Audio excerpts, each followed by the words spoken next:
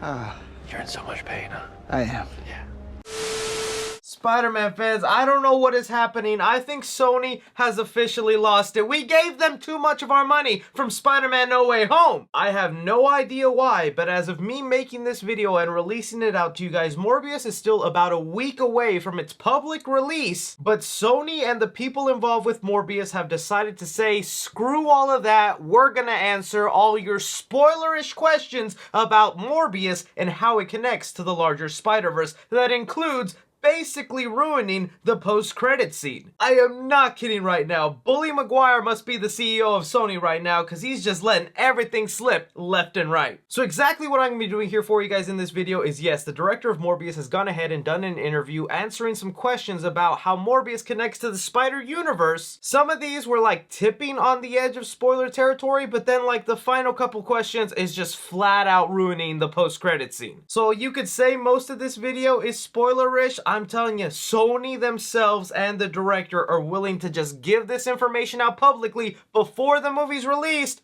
so I don't see why we shouldn't talk about it. Heck, if anything, they're probably saving you a couple of bucks if you don't want to watch the movie. So you Spider-Man fans need to give me your opinions down below. What do you think of Morbius and Sony just flat out going ahead and ruining stuff about this movie a week before its release? Do they really just not care at all or have such little faith on this Morbius movie that they're just like, just tell the people what happens and then we'll move on to the next one? So diving into it again, some of this stuff is minor spoilers, and then when we get to the real big spoilers, I will go ahead and warn you guys, just in case if you're someone who still wants to go flat out and see Morbius. Alright, but the director of Morbius went ahead and did an interview with Cinema Blend, and they have it titled here, "Attention Spider-Man fans, we have a special Friday treat. Morbius movie director Daniel Espinosa agreed to answer every juicy question you have about Spider-Man, Venom, Vulture, and all the Marvel Easter eggs in the upcoming movie. Are you ready? Spoilers in the thread. Mind you, Morbius will not be released for another week." How's this helping? So, the first question they asked right off the bat is, what universe does Morbius take place in? Where the director answered, Morbius lives in the same universe as Venom. This is the universe we saw Venom exit at the end of Venom Let There Be Carnage and return at the end of Spider-Man No Way Home. Breaking that down right there, okay, so that already conflicts with some of the stuff that we've been hearing off the side. If you guys watched my previous video, there were rumblings going around that Morbius was set in his own universe. Now, we know that isn't necessarily the case, but then again, we've heard that reactions coming out of Morbius, people seem very confused to where Morbius takes place in that universe. So I'm assuming they probably will keep that Venom joke that we've been seeing in the trailers. That also lets us know that maybe all these other upcoming movies, Kraven the Hunter with Aaron Taylor Johnson and the Madam Web film, could also be in the Venom universe instead of their own separate universes like we were thinking. Glad that's been cleared up. Doesn't completely ruin the movie for me, just lets us know what universe it's in. That was okay. Then, of course, he was asked the million-dollar question everyone wants to know, is there a Spider-Man in Venom's universe, aka Morbius's universe? The director says, of course. Jumping off that question, they followed it up with, okay, so which Spider-Man exists in Venom's universe? And he says, it is my understanding that the audience will discover that answer soon. And you know what? That's actually kind of exciting. From everything we've been hearing, since Morbius is already screened in the UK and they've had a fan screening, Spider-Man is not set to show up anywhere in Morbius. So just get that out of your head and enjoy Morbius as a standalone film. But it's good to know that they do plan to introduce a Spider-Man in that universe, and from everything we've been hearing, it's not going to be Tom, it's not going to be Andrew, and it's not going to be Toby. It seems like they're going to be introducing their own different Spider-Man into the Sony universe, but with them saying that they'll answer that question soon, it's like, how soon? Because after Morbius, next Spider-Man universe film isn't until Kraven the Hunter. So could it be in Kraven the Hunter we find out who the new Spider-Man is? Or is Sony just going to go ahead and make an announcement and say, this person is the new Spider-Person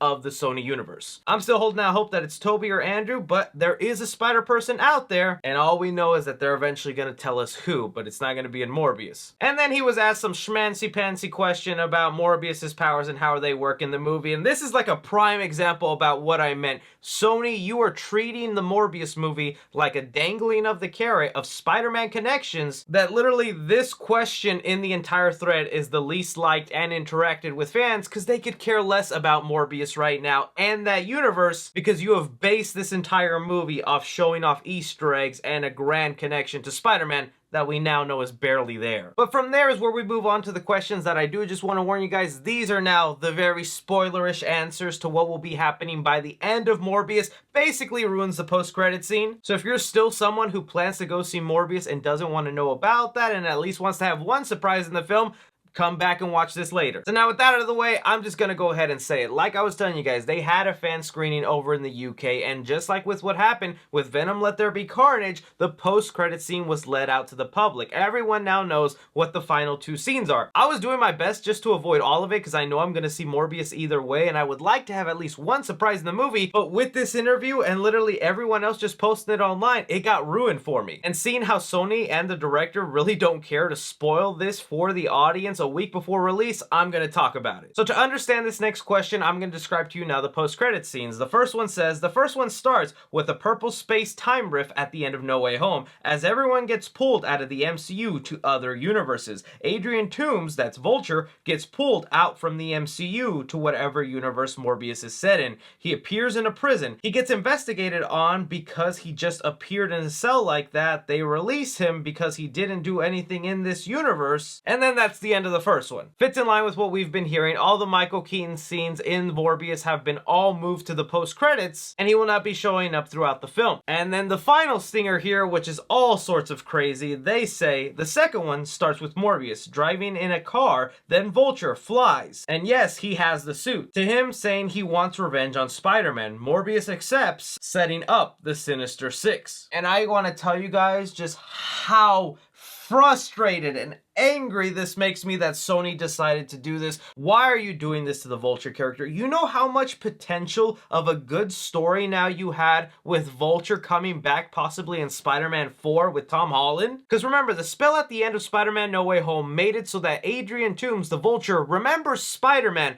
putting him in prison, separating his family, ruining his operation, but he doesn't remember the Peter Parker side that made him friendly towards Spider-Man. So now you have a Vulture that's evil again, just because he wants to get back at the guy who took away everything for him. That was something I was so excited to see how they would tackle in the new Tom Holland Spider-Man trilogy. And now he's been pulled out of the MCU, thrown into Morbius, and instead of just wanting to go back to his family and being worried about that, he's like, let's go catch a spider. And Morbius is just like, okay, let's do it. That also makes me feel like, why does Morbius care about Spider-Man? We hear that there's no Spider-Man in the Morbius movie. They're also setting him up to be an anti-hero where, yeah, he does bad things, but it looks like he's saving people. Why does he care to want to team up with Vulture to set up fighting Spider-Man? And how is Vulture even going to go about changing different multiverses to find Tom Holland? There's so much more I just want to rant on about this because of how frustrating it is, but let's continue on with these questions. They ask him then concerning these post-credit scenes, which again, 1 week from the release of Morbius, and the director is answering questions about the post-credit. So with that in mind, he says, let's shift to Michael Keaton, who we saw in your Morbius trailers. Is he playing the same Adrian Toomes Vulture from Spider-Man Homecoming? The director answers yes. So without a doubt, this is the same Vulture that we saw in Homecoming. It's not a multiverse version, it's not a variant version, it's the exact same one. They even try clarifying this because they know fans will be confused and upset by this by asking him, how did he get into Venom and Morbius's universe? He says, at the end of Venom Let There Be Carnage and Spider-Man No Way Home, in No Way Home itself, it's clearly established that it is possible for characters to transfer from one multiverse to another. The events of No Way Home had the effect of transferring Venom and Vulture and maybe others back and forth between the MCU and Venom universe. Guys, I'm sorry to tell you this, but I'm pretty sure Scorpion also got transferred to the Sony spin-off universe. If they took Vulture, they probably took Scorpion with them. But that's Sony's answer right there, is the way Spider-Man No Way Home, instead of that spell fixing things, they also pulled other people from that Spider-Man universe into their world. I really am so upset and frustrated by this. Sony, what the hell? Last question to blow your minds. Apparently in this post-credit scene where Vulture is wearing his Vulture suit, it's not the same one from Homecoming. Obviously because he transferred into a different universe without it, they ask him, how did Adrian Toomes get his Vulture suit at the end of Morbius? If you look closely, you will see it's not quite the same suit as Homecoming. He is a resourceful guy. Yes, Adrian Toomes is a resourceful guy. Michael Keaton's Vulture is a smart dude, but he is not mechanically smart. In Homecoming, he literally had the Tinkerer and other people making that equipment. He is not capable of making that suit on his own. So what you're telling me is maybe he found the variant version of the Tinkerer for the Sony universe, said, hey, you know me from a different universe, make me a Vulture suit, dude. Because if they say he made it on his own, that really doesn't make sense. Last question, is Vulture and Morbius setting up for a Sinister Six movie? Well, he is recruiting teammates and he has enticed one already, so it sure looks like a start. Back before this whole Sony universe, there was a solo Sinister Six movie plan that was going to be attached to the Amazing Spider-Man universe. Andrew Garfield has talked about it in interviews, saying that he knew about it. He wasn't necessarily going to be in the movie, but it would be a future group that he would fight. And it looks like Sony wants to bring those plans back out and have this multiverse Sinister Six movie that, mind you, would probably have its own movie before including Spider-Man. Sony, this is a jumbled giant mess. I try to be the most optimistic person when it comes to new movies up and coming, but it is hard to do that with all this information and the way you're handling the release of this movie. People waited 2 years. Sure, it wasn't like a Spider-Man No Way Home where we were just like, yes, let's see this movie, but you were 1 week away and you just flat out ruined everything about the film in one interview. Morbius, I think, has no chance at the box office now. It has gotten so much negative reception. They've ruined the post-credit scene out there. There's literally no other reason than just to see Morbius fight somebody we know he's gonna win by the end of the film. But look, this is where I throw it off to you guys. How do you feel about this insane mess that the Morbius movie has become? Like, I didn't ever expect this movie to be good, but I didn't expect it to ever get this bad before the movie's released. Be sure to leave me your thoughts and theories down below. I want to say a lot more and rant off, but then I don't think I'd have anything to say with my spoiler review for this movie. So once Morbius is officially released, I will be talking full spoilers, the way you should, Sony. Anything, everything, be sure to like, subscribe, follow me on Twitter at 3C Films.